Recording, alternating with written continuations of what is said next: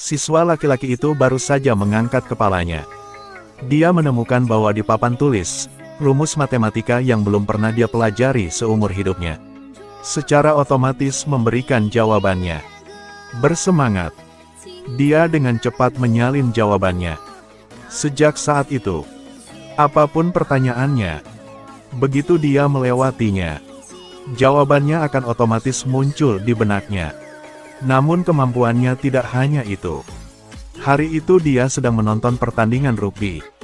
Dan dia terkejut menemukan bahwa para pemain tidak hanya memiliki lingkaran bercahaya di bawah kakinya. Tetapi bahkan ketika melempar bola, parabola kuning muncul di udara. Bahkan menunjukkan sudut lemparan yang tepat. Hebat! Sebuah permainan sepak bola langsung dirubah menjadi rumus matematika. Dengan kemampuan super ini, dia langsung mendaftar agar bergabung dengan tim itu. Melihat penampilan percaya diri bocah itu, pelatih melanggar peraturan dan memberinya kesempatan. Pemuda itu berganti baju rugby ukuran besar, siap memperlihatkan kecepatan tubuhnya. Tapi rekan satu timnya mengatakan kepadanya, bagaimanapun juga, lindungi dirinya dengan baik-baik aja. Pertandingan baru saja dimulai. Dan rekan satu timnya mengoper bola kepadanya. Saat ini, pikirannya menghitung dengan gila-gilaan. Dan akhirnya menemukan. Rekan setimnya berlari ke ruang terbuka untuk menangkap bola. Setelah dia menghitung kecepatan lawan, saat hendak melempar bola, bola otomatis menyesuaikan sudutnya. Dia penuh percaya diri. Dan melempar bola. Seperti yang diharapkan. Bola rugby dikirim ke rekan setimnya dengan tepat. Semua orang tercengang. Awalnya mereka mengira dia adalah anak yang lemah. Tidak menyangka dia begitu kuat. Mereka satu demi satu menunjukkan pengakuannya kepadanya. Sang pelatih dengan cepat memanggilnya ke sisinya. Mengundangnya untuk menandatangani kontrak. Anak laki-laki itu meledak dalam kegembiraan. Tapi yang tidak dia ketahui adalah ibunya juga berubah. Wanita itu tiba-tiba menyadari. Dia berlari lebih cepat daripada mobil. Dan waktu seolah berhenti. Setelah melewati mobil, ikat pinggang hanya sentuh pada kaca spion sekali. Kaca spion langsung pecah. Wanita itu memperhatikan sesuatu yang tidak biasa dan segera berhenti. Tapi dia terkejut saat mengetahui bahwa dia telah berlari ribuan mil. Jika dia menggunakan kemampuan ini untuk mengirimkan barang, penghasilan bulanannya pasti akan lebih dari $100.000. Dia dengan bersemangat memberitahu sahabatnya tentang hal ini. Tapi sahabatnya menyuruhnya untuk tidak omong kosong.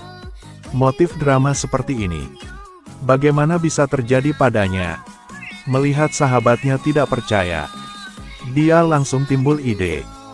Dia membawa mainan dari rumahnya ke sahabatnya.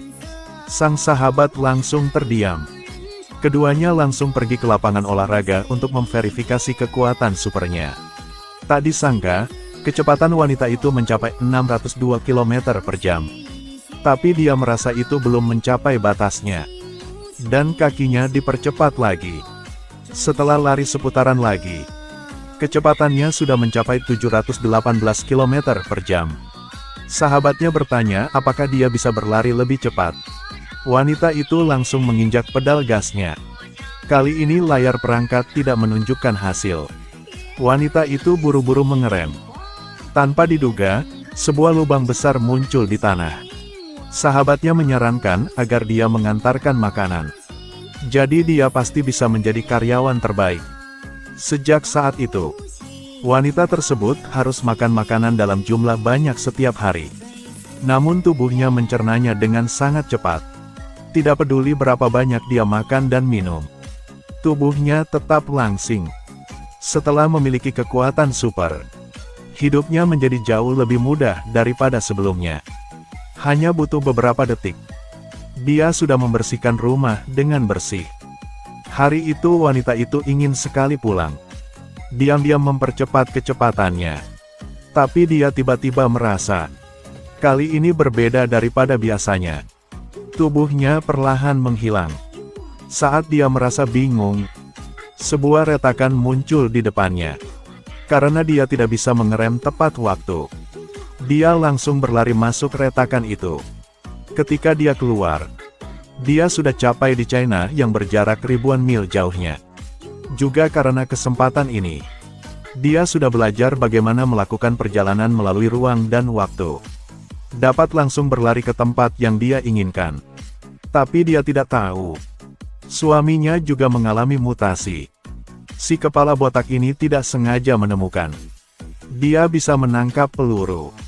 Seorang penjahat tiba-tiba mencuri senjata polisi, lalu menembak seorang rekan wanita di sebelahnya. Si kepala botak tidak memikirkannya, dan segera berdiri di depan rekannya. Penjahat itu dengan cepat ditundukkan. Dua orang juga tidak terluka. Tapi sekarang rekan perempuan itu bertanya, "Di mana amunisinya?" Kepala botak tidak tahu bagaimana menjawab, dan keluar dengan panik. Karena peluru itu tertangkap olehnya. Si berkepala botak tidak percaya apa yang baru saja terjadi. Jadi ke lapangan baseball. Dia ingin menguji kekuatan supernya. Dia menyesuaikan kecepatan lemparan bola menjadi 90. Lalu menekan tombol start. Begitu dia selesai bersiap, bola bisbol langsung ditembakkan. Tapi dia tidak berani menangkap lemparan pertama. Jadi dia menenangkan dirinya sendiri. Saat bola kedua dilepaskan, dia langsung menangkapnya. Dia sangat bersemangat saat ini. Dia memanggil teman baiknya Blackie. Ingin sedikit menyombongkan diri di depannya. Si kepala botak mengatur kecepatannya secara maksimal. Mesin langsung bergetar. Terdengar ledakan. Bola tidak hanya mudah ditangkap, tetapi juga dihancurkan menjadi bubur. Tapi Blackie tidak mempercayainya. Untuk adegan barusan, Blackie mengira dia sedang menunjukkan sulap. Jadi si kepala botak terus tampil beberapa kali lagi. Semua bola bisbol ditangkap dengan akurat olehnya. Melihat Blackie masih tidak percaya, kepala botak itu mengeluarkan pistol asli. Beritahu Blackie untuk menembaknya. Tapi Blackie tidak bodoh. Jika si kepala botak ditembak mati, maka dia pasti akan masuk penjara. Tapi kemudian sebuah insiden terjadi. Pistol tiba-tiba lepaskan peluru. Tapi kepala botak itu masih menangkap peluru dengan benar. Melihat peluru di tangan si kepala botak, Blackie sangat bersemangat. Dia meletakkan si kepala botak di lapangan. Ingin teman baik melompat turun dari sini untuk memeriksa apakah dia bisa terbang atau tidak. Kepala botak juga ingin mencoba. Dia kumpulkan keberanian lalu lompat ke bawah. Tanpa diduga, dia tidak bisa terbang, tetapi jatuh dengan keras ke tanah. Blackie melihat ke lubang besar di bawah. Sangat khawatir. Tapi detik berikutnya, kepala botak itu merangkak ke atas lubang. Ini juga membuktikan bahwa dia sebenarnya tidak bisa terbang, tetapi memiliki tubuh yang abadi. Kepala botak memandang Blackie di atas. Melompat sekuat tenaga. Dia melompat sedikit aja, tapi sudah capai ke ketinggian ratusan meter. Jika mengikuti Olimpiade, diperkirakan juara lompat tinggi juga harus bersandar ke samping. Dengan kekuatan super seperti itu, si kepala botak memutuskan untuk menggunakannya untuk memerangi kejahatan. Hari itu dia melihat api di tidak jauh. Meskipun petugas pemadam kebakaran berada di tempat kejadian, ada seorang gadis yang terjebak di dalamnya. Situasi yang sangat berbahaya. Kepala botak tidak punya waktu untuk berpikir banyak. Dia langsung melompat ke atap gedung seberang. Dia dengan cepat menemukan tangga, tapi di bawahnya terbakar dengan ganas. Kepala botak tidak peduli, langsung menyerbu ke dalam api. Tidak lama kemudian, dia berhasil menyelamatkan gadis itu. Petugas pemadam kebakaran melihatnya keluar dari api tanpa cedera, dan benar-benar bingung. Tapi kepala botak masih belum tahu. Kebakaran itu hanya untuk pengalih perhatian. Tujuan sebenarnya dari para gangster adalah menggunakan api untuk mengirim polisi dalam jumlah besar berkumpul di satu tempat. Kemudian mereka akan pergi merampok bank di kota yang di samping ini. Mereka menembak seorang penjaga keamanan, lalu kabur. Namun mereka tidak pernah menyangka, kepala botak itu hanya perlu melompat untuk mencapai tempat kejadian. Para perampok tidak peduli padanya, langsung menginjak pedal gas, ingin menabrak terbang si kepala botak. Dan kepala botak sudah siap, ingin menghentikan mobil dengan tangan kosong. Tapi hasilnya, untungnya, kepala botak itu memiliki tubuh yang abadi. Jadi dia tidak terluka. Tapi dia ingat wajah para perampok itu. Penyelidiki datang, akhirnya memblokir salah satunya. Tapi para bandit itu sangat arogan. Suruh si kepala botak itu untuk menjauh darinya. Melihat kepala botak itu tidak berniat pergi, perampok itu tiba-tiba menghilang. Lalu muncul di belakang kepala botak itu. Dia langsung melepaskan tembakan. Untung pelurunya berhasil ditangkap. Perampok terus-menerus berteleportasi. Bahkan jika kepala botak melemparnya keluar, dia masih berhasil menghindarinya. Pada saat ini, si kepala botak telah menemukan rute teleportasinya. Langsung lempar dia, yang menabrak ke bagian depan mobil. Kemudian dia melihat pistol di tanah. Cepat bergegas menuju kepala botak. Kepala botak ingin menghentikannya, tetapi hanya menangkap udara. Perampok berhasil mengambil pistol, muncul ke belakang si kepala botak, dan menekannya ke belakang lehernya. Tapi orang jahat selalu mati karena terlalu banyak bicara. Ketika dia berbicara omong kosong, dia ditembak jatuh dari belakang. Ternyata seorang polisi berpakaian preman. Dia sudah lama menyelidiki orang ini. Saat polisi berpakaian preman tidak memperhatikannya, kepala botak itu buru-buru kabur dari tempat kejadian. Tetapi yang tidak dia ketahui adalah bahwa istrinya mengalami kecelakaan di sini. Inilah wanita tercepat di dunia. Selama dia berlari, waktu akan berhenti. Tetapi pada saat ini telepon berdering. Wanita itu mengeluarkannya. Saat perhatiannya teralihkan, dua pengendara sepeda tiba-tiba muncul di depannya. Sang wanita dengan cepat menghindarinya. Namun karena kecepatannya terlalu cepat, dia tersandung sepeda di pinggir jalan. Seluruh tubuhnya langsung kehilangan pusat gravitasinya. Terbang lurus keluar, berguling lebih dari 800 putaran hingga berhenti. Kali ini, tidak hanya pakaiannya yang robek, tetapi ia juga kehilangan sebagian besar kulit di punggungnya. Tapi keajaiban terjadi. Luka di punggung cepat sembuh. Tanpa diduga, kecelakaan ini menyebabkan dia membangkitkan kekuatan super penyembuhan diri. Beberapa hari yang lalu mereka hanya orang biasa. Tiba-tiba menghadapi badai selama perjalanan. Pesawat jatuh ke danau. Seluruh keluarganya tidak hanya tidak terluka, tetapi juga secara tidak sengaja mendapatkan kekuatan super. Untuk memahami dengan jelas perubahan pada tubuhnya, wanita itu segera berlari keluar kota, pergi ke danau tempat pesawat jatuh, lalu mengambil air danau untuk penyelidikan. Tetapi tidak menemukan apapun. Di sisi ini, kepala botak merasa dirinya tidak cukup kuat. Jadi dia pergi mencari teman baiknya Blackie. Suruhnya menabrak dirinya sendiri dengan mobil. Dia ingin menghentikan mobilnya.